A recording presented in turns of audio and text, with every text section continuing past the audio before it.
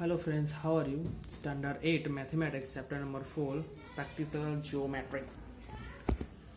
Today's our new topic is when three sides and two included angles are given. Okay, તો શું છે કે જ્યારે ત્રણ બાજુ અને તેને અનુકૂળ બે ખૂણાના માપ આપ્યા હોય ત્યારે બરાબર છે. તો એક્ઝામ્પલ નંબર 4 છે construct the quadrilateral ABCD where AB is equal to 4 cm, BC is equal to 5 cm, CD is equal to 6.5 cm, angle B is 105 degree and angle C is 18 degree 80 degree. Okay, તો આપણે આ જે છે એ rough શું કરી છે, એક rough અને ફિગર ડ્રો કરી છે બરાબર છે. AB છે એનું 4 cm મેઝરમેન્ટ છે, એંગલ બી છે એનું નામ આવશે 105 ડિગ્રી સેલ્સિયસ આપ્યું છે, ડિગ્રી આપ્યું છે. બી ટુ સીનું માપ છે 5 ડિગ્રી સેલ્સિયસ 5 સેન્ટીમીટર. પછી એંગલ સી છે એનું માપ છે 18 ડિગ્રી. ઓકે, અને સી થી ડીનું માપ છે 6.5 સેન્ટીમીટર. ઓકે, હવે જો કે સ્ટેપ 1 શું છે, start with taking BC is equal to 5 centimetre on A B, draw angle of 105 degree along BX. Locate A 4 centimeter away on this. Now we have BCA, figure number 4.2. Okay, તો શું કરવાનું છે, what we have to do, first of all BC લેવાનું છે 5 centimetre. તો BC 5 centimetre લીધું. પછી શું છે કે 105 ડિગ્રીનું શું છે માપ લીધું છે બરાબર છે. હવે માપ લીધું પછી શું કરવાનું છે, અહીંયાથી સીધું શું કરવાનું છે કે સીધું જ ક્વાડ્રિલેટરલ છે ને આ રીતે BX કરીને નામ આપવાનું છે આનું, અને એક્ઝેક્ટ 4 સેન્ટીમીટર થાય તે એ નંબર છે એ પોઈન્ટ જે છે એને ડિનોટ કરવાનું છે બરાબર છે. પછી સ્ટેપ 2 શું છે કે the fourth point D is on a CY. Okay, તો ફોર્થ પોઈન્ટ જે આપણું CY લેવાનું છે બરાબર છે. એટલે શું કરવું પડશે કે અહીંયા જે પોઈન્ટ જે છે કોણ માપક અહીંયા મૂકવું પડશે બરાબર છે. પછી અહીંયાથી છે 80 ડિગ્રીનું માપ લેવું પડશે અને એક લાઇન સ્ટ્રેટ લાઇન ડ્રો કરવાની છે બરાબર છે, અને નામ આપવાનું છે Y બરાબર છે.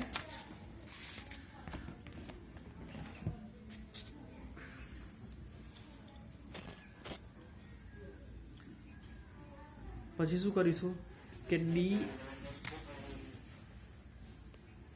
D is at a distance of 6.5 centimeter on a CY.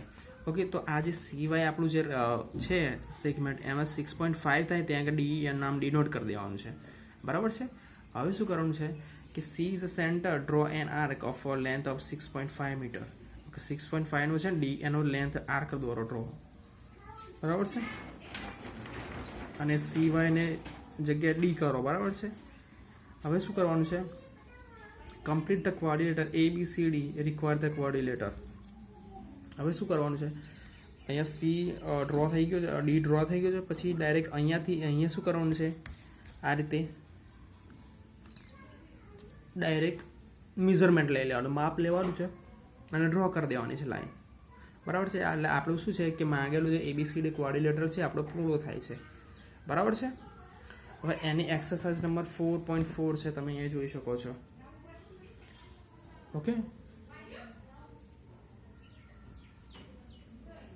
શું કરવાનું છે, construct the following quadrilaterals dear. આમાં શું છે, બે એંગલ આપેલા છે અને 3 શું અલોંગ ધ સાઈડ આપેલી છે, સેમ એઝ ઇટ ઇઝ કરવાનું છે બરાબર છે. પછી જુઓ some special cases. Okay,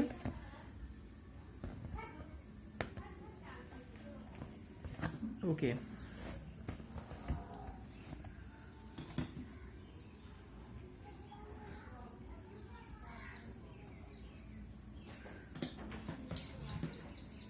okay, ચલો some special cases to draw a quadrilateral we use 5 measurement in our work. Okay, તો જે ચતુષ્ફલક છે એને દોરવા માટે આપણે જે 5 જે માપ હતા 5 પ્રકારની જે પ્રવિધિ હતી એનો ઉપયોગ કર્યો બરાબર છે. Is there any quadrilateral which can be drawn with less number of available measurement? Okay, તો અહીંયા શું કહેવા માંગે છે કે એવો કોઈ ચતુષ્ફલક છે, ચતુષ્કોણ જે છે કે એનું કે ઓછું માપ આપ્યું હોય તો બી એને દોરી શકાય છે, બરાબર છે. ધ ફોલોવિંગ એક્ઝામ્પલ સચ અ સ્પેશિયલ કેસીસ. ઓકે, તો નીચેના જે એક્ઝામ્પલ જે ઉદાહરણ છે એ જે છે એ સ્પેશિયલ કેસમાંના એક છે, બરાબર છે. તો એક્ઝામ્પલ નંબર 5 છે, draw a square of a side 4.5 centimetre. Okay, તો આપણે શું કરવાનું છે? સ્ક્વેર ડ્રો કરવાનો છે. શું કરવાનું છે? સ્ક્વેર. તો આપણને ખબર છે, આપણે પ્રોપર્ટીઝ ભણે છે એ સ્ક્વેરની, કે સ્ક્વેરની જે 4 જે સાઈડ હોય છે, વર્ટેક્સ હોય છે, એનું માપ કેટલું હોય છે? સાઈડ હોય એનું માપ સરખું જ હોય છે, બરાબર છે. એટલે આપણે સ્ક્વેર દોરવું હોય તો 4.5, 4.5, 4.5 અને 4.5 દરેક જે એની સાઈડ હોય છે એના માપ કેવા હશે? 4.5 જ હશે. Example number 6, is it possible to construct a rhombus ABCD where AC is 7 cm and BD is 6 cm? Okay, હવે શું છે? રોમ્બસ દોરવાનો છે, બરાબર છે. હવે એ અને સી શું છે? ABCD દોરીએ તો એ અને સી ડાયરેક્ટલી શું થઈ જશે? કે ડાયાગોનલ્સ થઈ જશે, બરાબર છે. અને બી અને ડી શું થઈ જશે? 6 સેન્ટીમીટર થઈ જશે, બરાબર છે. એ શું છે? બોથ આ ડાયાગોનલ્સ છે.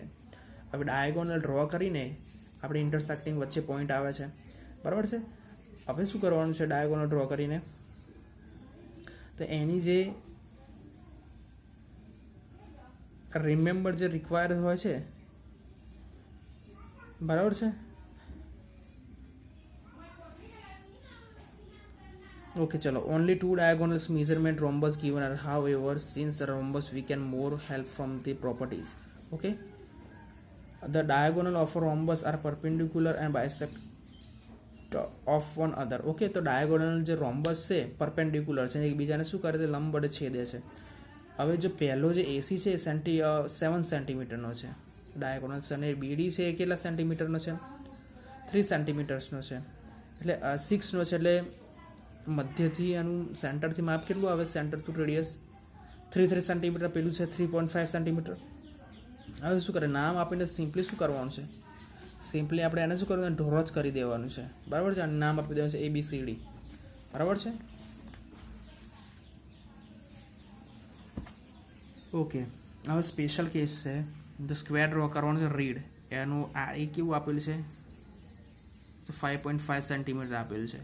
દેટ મીન્સ કે સામેનું પણ કેવું હશે? 5.5 સેન્ટીમીટર. તે ટૂંકમાં આખું દોરાઈ જશે, બરાબર છે. રોમ્બસ જે whose diagonals are 5.5 centimetre and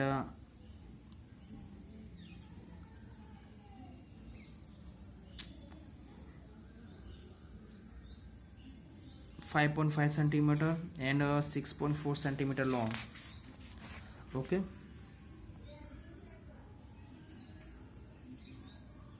okay, તો શું છે? 5.5 સેન્ટીમીટર શું છે? એનો ડાયાગોનલ છે બે આમ ને આમ 5.2, અને આ જે લેન્થ છે એ કેટલી હશે? 6.2 સેન્ટીમીટર. એ રીતે આપણે શું કરવાનું છે? ડાયાગોનલ ડ્રો કરવાનો છે. ઓકે, આ ચેપ્ટરમાં આ જે શોધવાનું હતું એ આ જ હતું કે 5 મેઝરમેન્ટ છે, બરાબર છે. A quadrilateral can be constructed uniquely if length of its four side and diagonal are given. તો જે ચતુષ્ફલક છે કેવી રીતે ડ્રો કરી શકાય છે કે એની જે 4 બાજુ શું કરેલું હોય છે?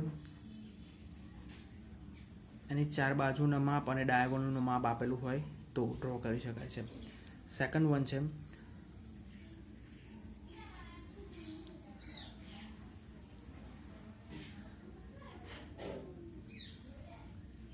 a quadrilateral can be constructed uniquely if 2 diagonal and 3 sides are known.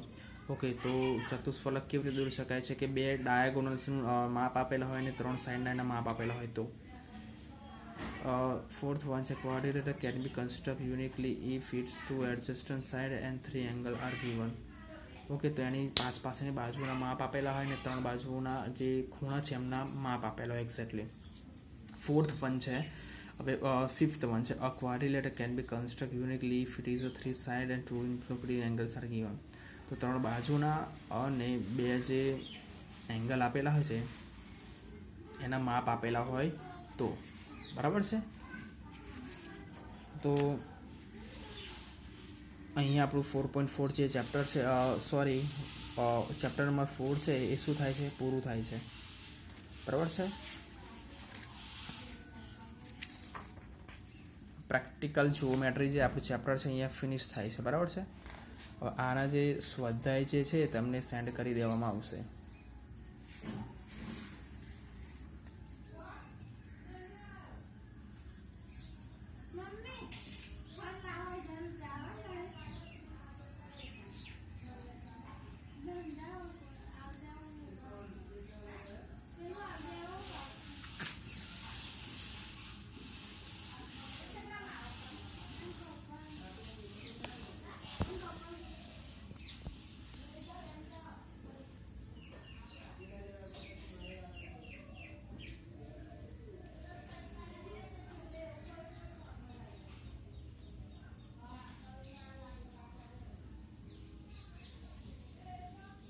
Okay, ચલો વારાફરતી એક વાર જોઈ લઈએ બધું જ. બરાબર છે. હવે શું છે કે ટુ એડજસ્ટન્ટ સાઈડ આપણને થ્રીએંગલ આપણે નોન આપેલા છે. બરાબર છે. તો એમાં શું કર્યું છે, સૌથી પહેલાં એની જે થ્રીએંગલ છે એ રફલી આપણે એને ડ્રો કરી છે. બરાબર છે. તો સૌથી પહેલાં શું લીધું, એમઆઈ લીધી. બરાબર છે. એનું 3.5 સેન્ટીમીટર નામ આપી દીધું. હવે એંગલ આપણે દોરવાનો હતો એ 105 સેન્ટીમીટર 105 ડિગ્રી સેલ્સિયસનો. એટલે શું કરું, આઈ એક્સ કરીને આપણે એક શું દોર્યું, એક લાઇન ડ્રો કરી અને 6.5 આવ્યું એક્ઝેક્ટ, ત્યાં એસ પોઈન્ટ ડિનોટ કરી દીધો. બરાબર છે. એટલે હવે એંગલ કયો બને, એંગલ ISY. ઓકે, ISY બનાવવા માટે કેટલો એંગલ છે, 120. તો અહીંયા જે આવે છે, અહીંયા એક્ઝેક્ટ કોણ માપક મૂકી દેવાનું છે અને માપી લેવાનું છે 110 ડિગ્રી 120 ડિગ્રી આવે. તો પછી શું કરવાનું છે, એ ફિગર થોડીક લાંબી કરવાની. બરાબર છે. હવે એનું માપ કેટલું છે એક્ઝેક્ટલી આપણને ખબર નથી, એટલે એને દોરવાનું છે લાંબુ. પછી શું કરવાનું છે, IMZ દોરવાનો છે. એટલે હવે શું છે કે આ એમ એંગલ દોરવાનો છે 75 ડિગ્રીનો દોરવાનો છે. બરાબર, એમ 75 ડિગ્રીનો દોરો. એનું જે રે છે એનું કિરણ થેક સુધી લંબાવવાનું છે. ક્યાં સુધી, કે આપણું જે એંગલ જેને ઇન્ટરસેક્ટ કરે છે ને ત્યાં સુધી. અને જે ઇન્ટરસેક્ટ કરે છે ને આ નામ આપી દો ટી. બરાબર છે. તે નામ શું થઈ ગયું, મિસ્ટ, MIST, મિસ્ટ થઈ ગયું. બરાબર છે.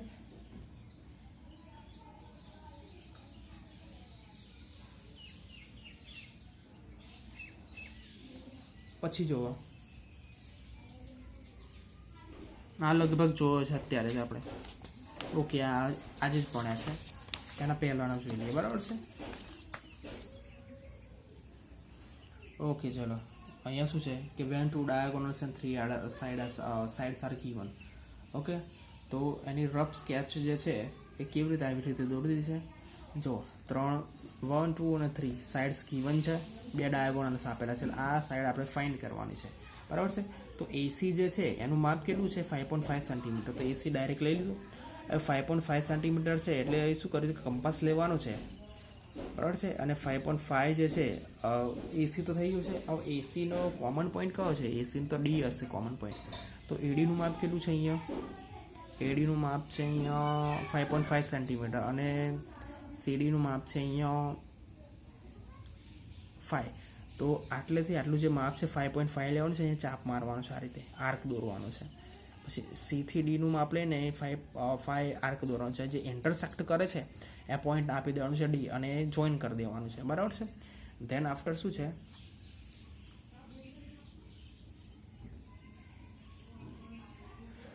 તો આપણી જોડે એક માપ છે. કયું માપ છે, BD. તો B અને D, તો B તો અહીંયા આવે. બરાબર છે. ABCD એ રીતે થાય. તો અહીંયાથી તે આટલું જે 7 મેઝરમેન્ટ લેવાનું છે ને અહીંયાથી આટલું કંપાસ મૂકી નીડલ મૂકીને આ રીતે આમ આર્ક મારવાનો છે. આર્ક મારશે એટલે પોઈન્ટ શું થાય, 2 ઇન્ક્લુડ કરવાનું છે. પછી શું કરવાનું છે, B થઈ ગયું. તો પછી એના પછી શું આપણું છે, CB. ઓકે, BC હોય તો CB. તો આનું માપ કેટલું છે, 4.5 સેન્ટીમીટર છે અહીંયા. તો અહીંયા શું કરે, અહીંયાથી તે આટલું 4.5 સેન્ટીમીટર માપ લેવાનું છે. અને એના પછી અહીંયાથી શું કરે, નીડલ મૂકી કંપાસ મૂકીને આ રીતે ચાપ પાડવાનો છે. તો અહીંયા શું થાય, અહીંયા છેદશે અને પોઈન્ટનું નામ આપી દેવાનું છે B. હવે પછી શું કરવાનું છે, બી નામ આપી દીધા પછી ફરી જોઈન કરવાનું CBM એટલે શું થઈ જશે ABCD, બરાબર છે. તો આપણું ચેપ્ટર અહીંયા છે પૂરું થઈ જશે. એક્સરસાઇઝ તમને સેન્ડ કરી દેવામાં આવશે અને આન્સર પર તમારે PDF મને સેન્ડ કરવાની છે. Thank you very much.